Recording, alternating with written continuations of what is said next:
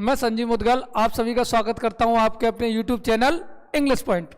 जैसा कि आप लोगों को पता है, हम डिफरेंट एग्जाम्स के लिए एक फैक्चुअल निःशुल्क सीरीज चला रहे हैं जिसमें आपको रिकॉर्डेड वीडियो मिल रहे हैं। इसमें मैं आपको जीएस के अंतर्गत उन महत्वपूर्ण टॉपिक्स को पढ़ा रहा हूं जिनसे कि डिफरेंट एग्जाम में, चाहे वो यूपीएससी हो, स्टेट पीसीएस हो, एसएससी हो, रेलवे हो, डिफेंस हो, सब में क्वेश्चंस आते हैं और प्रीवियस ईयर में क्वेश्चन बहुत सारे आए हुए हैं। और इसके अंतर्गत मैं आपको जो पढ़ा रहा हूं वो हमारा टॉपिक चल रहा है इंटरनेशनल ऑर्गेनाइजेशंस। उसमें मैं यूएनओ के बारे में आपको पढ़ा चुका हूं। आज हम उसके आगे वाला वीडियो अपलोड कर रहे हैं और उसके अंतर्गत हम ये देखेंगे कि यूएनओ के अंतर्गत जो 17 स्पेशल एजेंसीज हैं उसके अंतर्गत क्या क्या शामिल है। तो उसके लिए आज हम पढ़ेंगे इसके अंदर वर्ल्ड बैंक ग्रुप यानी विश्व बैंक समूह के बारे में आज हम चर्चा करेंगे कि भाई विश्व बैंक समूह क्या होता है, उसमें कौन कौन सी ऑर्गेनाइजेशन आती हैं।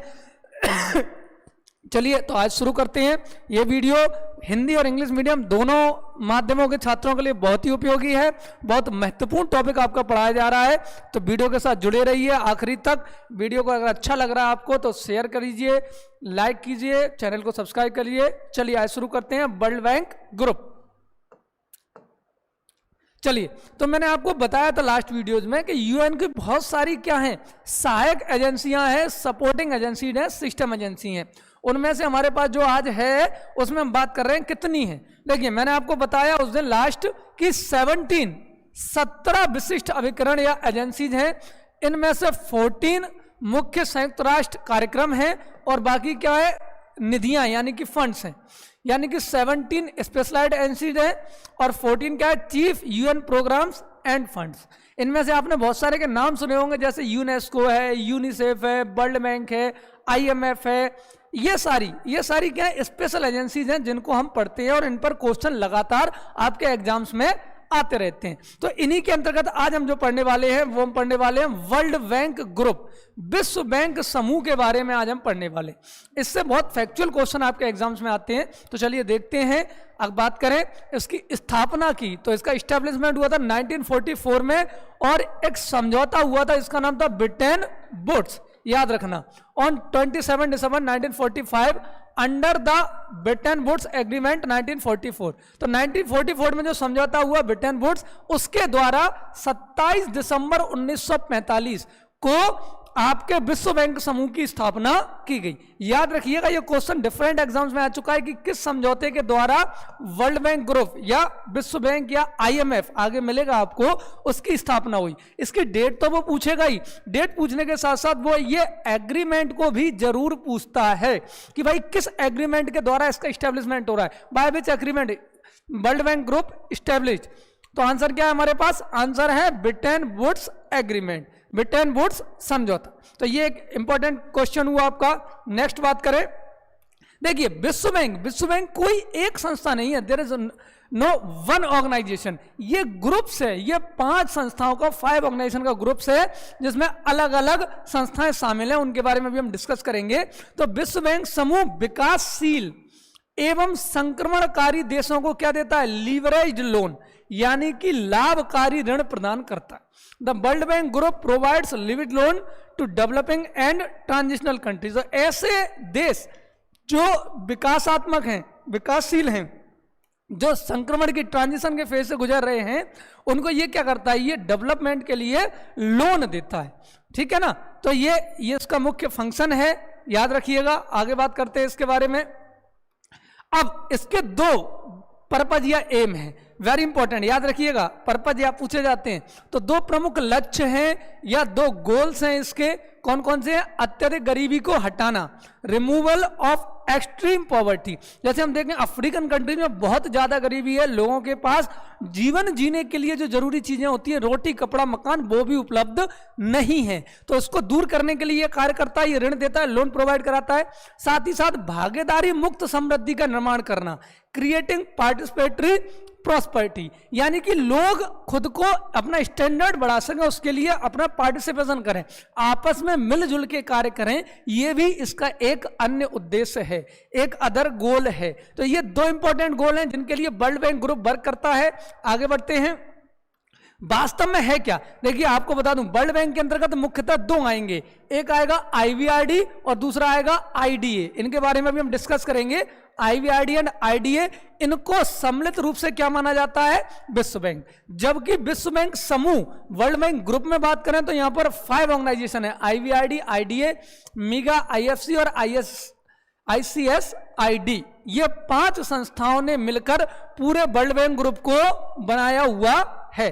तो 5 संस्थाएं वर्ल्ड बैंक ग्रुप बना रही हैं, जबकि 2 संस्थाएं आईवीआरडी और आईडीए ये किसका निर्माण कर रही हैं? विश्व बैंक। तो in fact the world bank is considered to be a combination of 2 organisations, IBRD and IDA. Important है, आगे पढ़ेंगे हम इसको क्या है। Whereas the world bank group consist of 5 organisations, IBRD, IDA, MIGA, IFC and आईसीएसआईडी।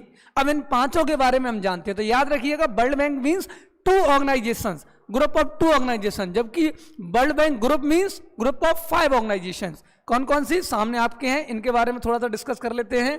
तो सबसे पहले आपके सामने जो हैं वो कौन कौन सी हैं? पहला है अंतरराष्ट्रीय पुनर्निर्माण एवं विकास बैंक, जिसको हम इंग्लिश में क्या बोलते हैं? आईवीआरडी, है ना, IBRD, international bank for reconstruction and development. इसका जो इस्टेब्लिशमेंट हुआ, तमाम बार ये पूछा गया है कि अंतरराष्ट्रीय पुनर्निर्माण एवं विकास बैंक की स्थापना कब हुई। आप प्रीवियस पेपर देखिए, एसएससी लगाइए, डिफेंस के लगाइए, एनडीए देखिए, स्टेट पीसीएस देखिए, सब में ये क्वेश्चन आया हुआ है। 1945 में आईवीआरडी का इस्टेब्लिशमेंट किया गया। वेरी इंपॉर्टेंट क्वेश्चन है। करता क्या है? ये संप्रभु गारंटी के आधार पर ऋण वाला वित्त उपलब्ध कराता है।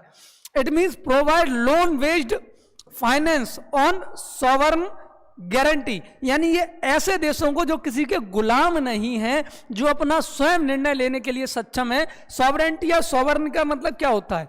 सॉवरेंटी का हिंदी में अर्थ क्या होता है? संप्रभुता। संप्रभुता का मतलब होता है ऐसे देश जो अपने इंटरनल और एक्सटर्नल डिसीजन लेने के लिए स्वतंत्र हैं, उनको हम बोलते हैं संप्रभु देश या सॉवरन कंट्रीज। तो ऐसे कंट्रीज को यह कह देता है, लोन प्रोवाइड करता है जिससे कि वो अपना फाइनेंस बढ़ा सकें, वित्त बढ़ा सकें और अपना डेवलपमेंट कर सकें। तो ये फर्स्ट है आईवीआरडी, 1945 में इसका एस्टेब्लिशमेंट हुआ। वेरी इंपॉर्टेंट है, याद रखिएगा। सेकंड बात करते हैं, सेकंड है आईडीए, 1960 में इसका एस्टेब्लिशमेंट हुआ। फुल फॉर्म क्या है इसका? अंतरराष्ट्रीय विकास संघ, इंटरनेशनल डेवलपमेंट एसोसिएशन। 1960 में क्या हो रहा है? इसका डेवलपमेंट हो रहा है। वेरी इंपॉर्टेंट है, याद रखिएगा, इस पे क्वेश्चन बहुत बार आता है। करता क्या है? ये गरीब देशों को, देखिए यहां संप्रभुता की बात नहीं की जा रही, केवल जो पुअर कंट्रीज हैं, गरीब देशों को सस्ती दरों पर, यानी कि इनके जो इंटरेस्ट रेट होता है वो काफी कम रहता है, ब्याज की दर काफी कम रहती है, सस्ती दरों पर ऋण प्रदान करता है। इसीलिए इसे, वेरी इंपॉर्टेंट क्वेश्चन आ रहा है, उदार ऋण की खिड़की कहा जाता है। क्या कहते हैं इसे? विंडो ऑफ लिबरल लोन्स कहते हैं। तो ये it provides loans to poor countries at cheaper rates, hence it's called a window of liberal loans. ये क्वेश्चन बहुत बार आपके एग्जाम से पूछा जा चुका है। तो आईडीए एक ऐसा ऑर्गेनाइजेशन है जो सस्ती दरों पर, चीप रेट्स पर जो पुअर कंट्रीज हैं उनको लोन प्रोवाइड कराता है, और इसकी जो कंडीशंस होती हैं वो भी बहुत इजी होती हैं, इसीलिए इसको हम कहते हैं उदार ऋण की खिड़की, यानी कि window of liberal loans. Very important है। इन दोनों संस्थाओं को, आईवीआरडी एंड आईडीओ को यदि हम कंबाइन करते हैं तो हमारे पास जो बनती है संस्था, ऑर्गेनाइजेशन, उसको हम कहते हैं वर्ल्ड बैंक। यहां तक क्लियर होगा, आई होप। आगे बढ़ते हैं। अगला हमारे पास जो है उसका नाम है अंतरराष्ट्रीय वित्त निगम, आईएफसी, 1956। इंपॉर्टेंट है, सभी ऑर्गेनाइजेशंस की आप इस्टेब्लिशमेंट डेट याद रखिएगा, तमाम बार एग्जाम से पूछा जाता है। 1956 में इसका इस्टेब्लिशमेंट हुआ। फुल फॉर्म क्या है? इंटरनेशनल फाइनेंस कॉर्पोरेशन, है ना। ये क्या करता है? यह निजी कंपनियों, जो प्राइवेट कंपनीज है ना, उनकी सहायता करता है, उनको लोन उपलब्ध कराता है। It assist private companies. तो याद रखिए, अभी हम बात कर रहे थे देशों की, देशों को जो ऋण उपलब्ध करा रहे थे वो आपके सामने आईवीआरडी था, आईडीए था। अब कंपनी जो अलग अलग वर्क कर रही हैं, एमएनसीज हैं या और भी अदर कंपनीज हैं, उनको भी लोन की नीड होती है। तो वो नीड किसके द्वारा फुलफिल होती है?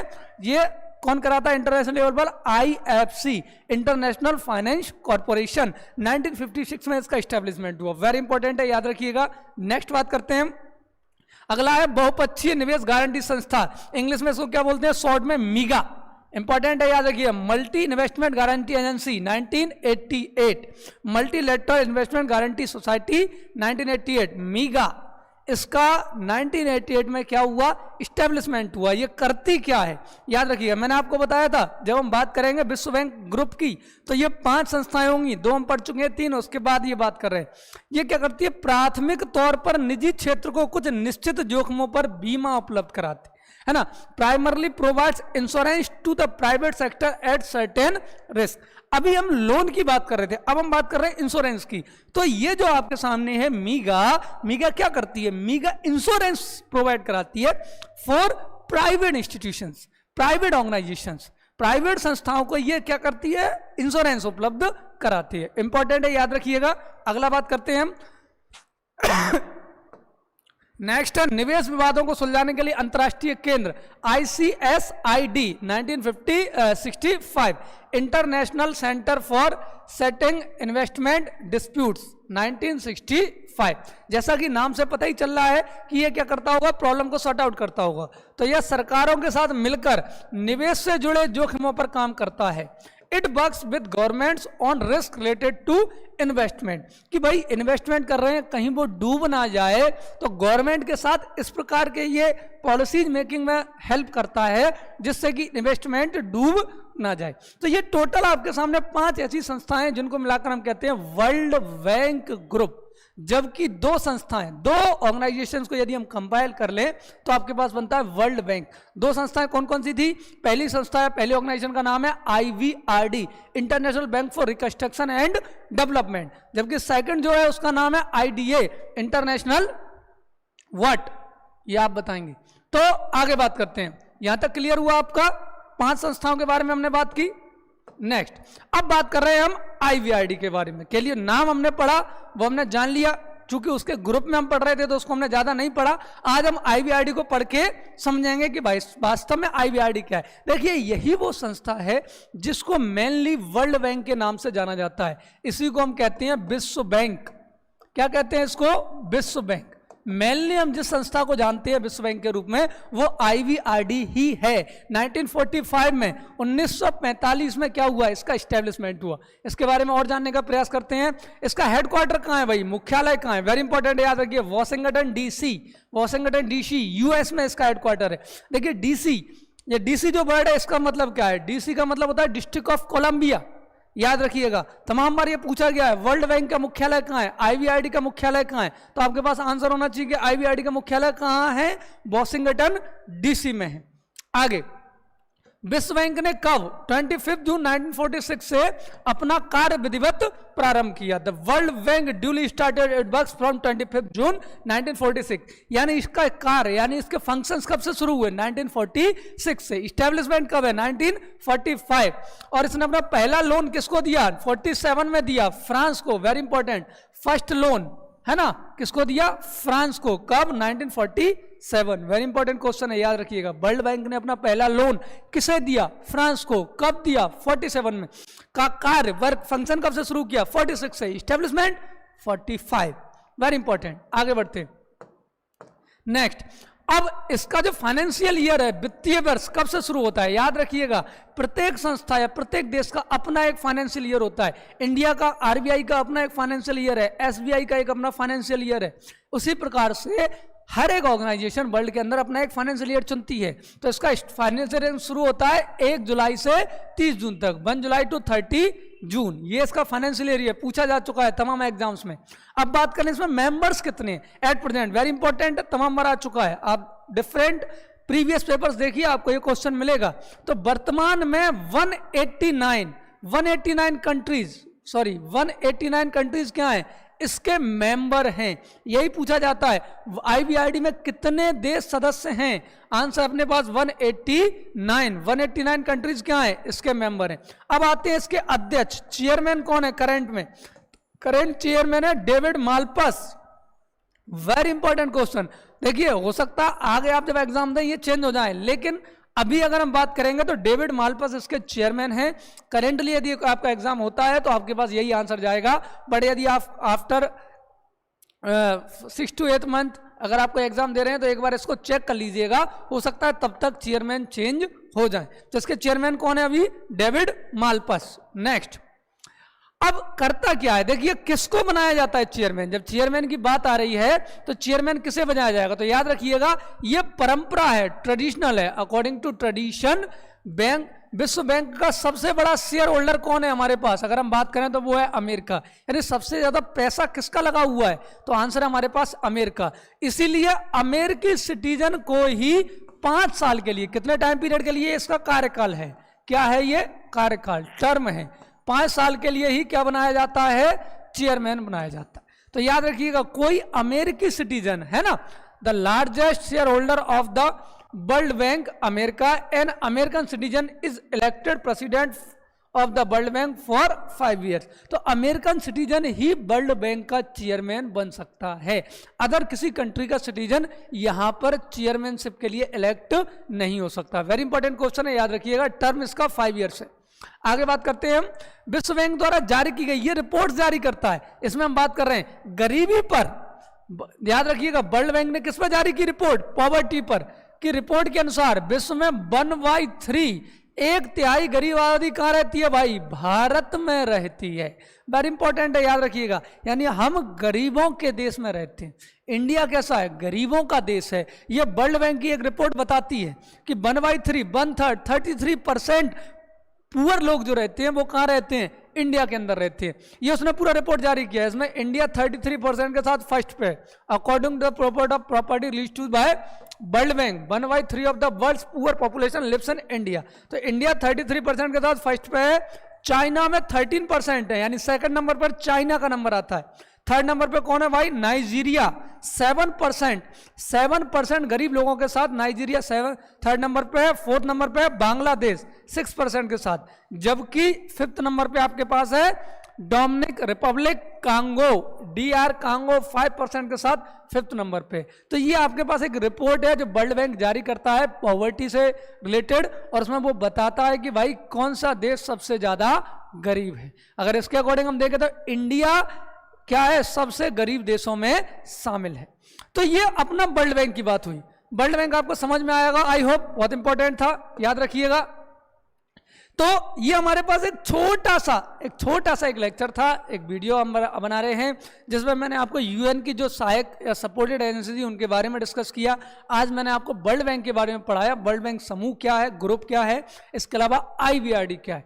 चलिए, तो यदि वीडियो आपको अच्छा लग रहा हो, कंटेंट यदि अच्छा लग रहा हो, तो प्लीज़ वीडियो को मैक्सिमम शेयर करें, लाइक करें। मिलते हैं अगले वीडियो में जिसमें हम पढ़ेंगे IMF के बारे में, इंटरनेशनल मॉनेटरी फंड। तब तक के लिए धन्यवाद।